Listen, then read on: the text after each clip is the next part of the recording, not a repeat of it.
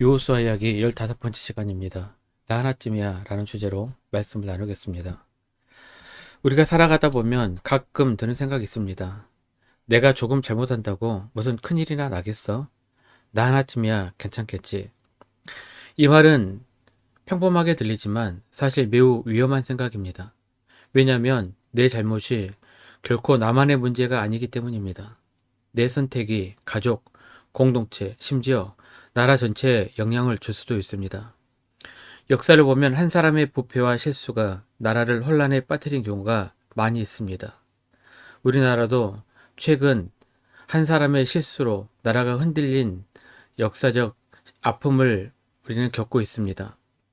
경제 위기, 전쟁, 사회 불안, 그 배경을 살펴보면 한 사람의 잘못이 씨앗이 되어 거대한 파장을 일으킨 경우가 많이 있습니다.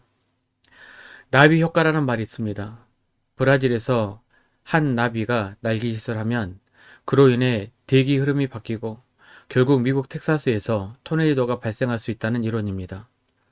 작은 원인이 큰 결과를 만들 수 있다는 뜻입니다. 아간의 제도 바로 그런 나비 효과를 일으켰습니다. 오늘 본문은 한 사람의 불순종이 어떻게 공동체 전체를 무너뜨리는지를 보여줍니다. 그리고 우리에게 경고합니다. 작은 죄라도 결코 가볍게 여기지 말라는 것입니다. 오늘 말씀을 통해서 배울 세 가지 원리를 함께 나누도록 하겠습니다. 첫 번째입니다. 하나님께 속한 것은 건드리지 말라는 것입니다. 본문에 반복되는 단어가 있습니다. 바로 온전히 바친 물건입니다.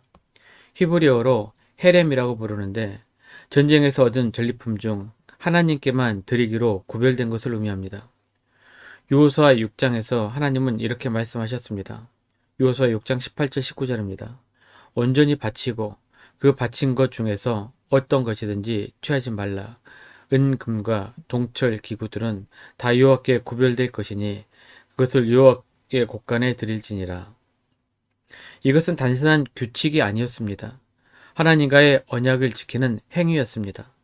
하나님의 것을 사람이 취하면 그것은 단순한 절도가 아니라 하나님께 대한 반역이 됩니다. 옛날 왕정 시대에는 왕의 물건을 훔치는 것은 단순한 절도가 아니라 반역죄로 여겨졌습니다. 왕이 곧 법이기 때문에 왕의 소유를 훔친다는 것은 왕을 무시하고 그 권위를 구어보는 행위였습니다. 아간의 죄가 바로 그렇습니다. 그는 하나님을 무시했고 그 결과 이스라엘 전체가 하나님 앞에 범죄한 백성이 되어버린 것입니다. 신명기 18장을 보면 이스라엘 백성은 하나님과 언약을 맺었습니다. 그 언약의 핵심은 분명합니다. 순종하면 복을 받고 불순종하면 저주를 받는다는 것입니다. 두 번째 원리입니다. 작은 죄가 공동체를 무너뜨린다는 것입니다. 아간 한 사람이 언약을 어겼습니다. 하나님은 언약에 따라 그 불순종에 저주를 내리실 수밖에 없었습니다. 그 결과 승승장구하던 이스라엘은 아이성 전투에서 패배합니다. 성경은 이렇게 기록합니다. 여호수아 7장 4절 5절입니다. 백성 중 3,000명쯤 그리로 올라갔다가 아이 사람 앞에서 도망하니 아이 사람이 그들을 36명쯤 쳐 죽이고 성문 앞에서부터 스바림까지 쫓아가 내려가는 비탈에서 쳤으므로 백성의 마음이 녹아 물같이 된지라. 예루성을 무너뜨린 지 며칠 되지 않았는데 사기가 완전히 꺾여버린 것입니다. 승리의 기쁨이 패배의 수치로 변했습니다. 아간의 범죄는 단순한 물건 절도가 아닙니다. 그 본질은 하나님을 두려워하지 않는 불신앙이었습니다. 그는 이렇게 생각했을지도 모르겠습니다. 이 정도면 아무도 모를 거야. 괜찮겠지. 하지만 하나님은 모든 것을 보십니다. 시편 기자는 이렇게 고백합니다. 시편 139편 2절에 4절입니다. 주께서 내가 앉고 일어섬을 아시고 멀리서도 나의 생각을 밝히 아시오며 나의 모든 길과 내가 눕는 것을 살펴보셨으므로 나의 모든 행위를 익히 아시오니 여호와여 내 혀의 말을 알지 못하시는 것이 하나도 없으시니이다. 아간의 문제는 죄를 짓고도 부끄러워하지 않았다는 것입니다. 죄를 죄로 여기지 않는 마음, 그것이 더 큰 문제입니다. 어떤 마을에 작은 균열이 난 댐이 있었습니다. 사람들은 이 정도면 괜찮다고 방치했습니다. 하지만 그 틈으로 조금씩 물이 새어나가다 결국 어느 날 댐 전체가 무너져 마을이 물에 잠겼습니다.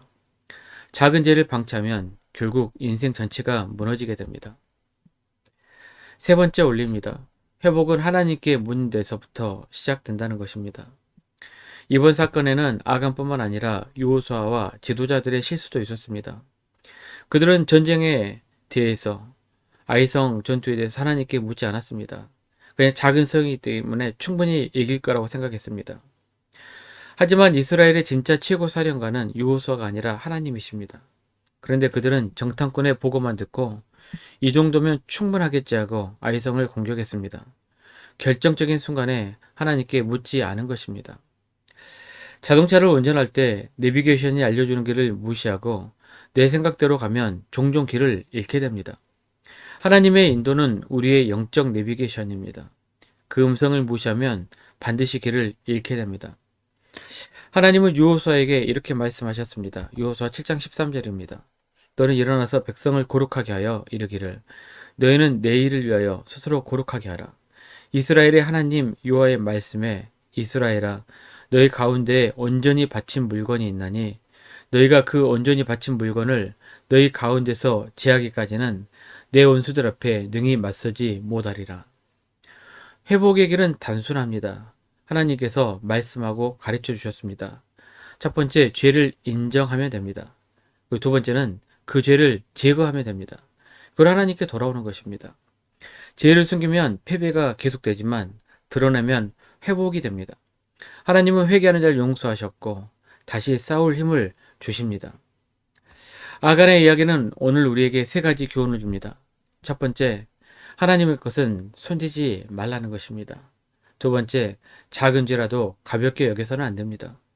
그리고 세 번째, 중요한 결정 전에 반드시 하나님께 기도하고 물어야 합니다. 우리 마음속에도 온전히 바친 물건, 헤렘이 있을 수 있습니다. 하나님께 드려야 할 시간, 재물, 정성, 내가 취하고 있지 않는지 돌아봐야 합니다.